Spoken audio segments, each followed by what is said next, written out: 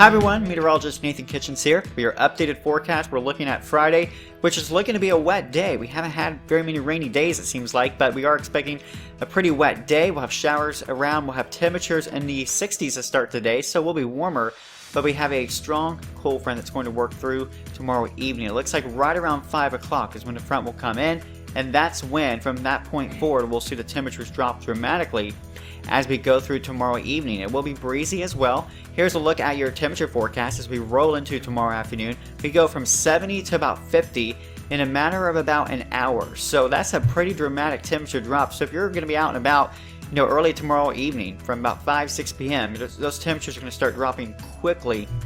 And we'll have temperatures in the 40s and then eventually the 30s. In fact, we'll be in the middle 30s by the time we get to Saturday morning. Much needed rainfall is expected. We are looking at the new data has shown between 1/2 inch and 3/4 inch of rain out there Friday and Friday evening. So some good rain and then some nice, beautiful fall weather for the weekend. Look at this forecast here. Saturday, sunny skies, high temperature of 55. Again, we could start with a little bit of frost on Saturday morning with those cold temperatures. Might even want the hat and gloves for a little while, but the sunshine will warm it up.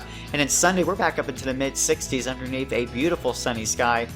So it is a really nice fall weekend. That's the great news. And as we look ahead to next week, we'll have another cold front coming to the area Tuesday with more showers, followed by a reinforcing blast of cooler weather by the middle of next week. Thanks for watching. Hope you guys have a great day.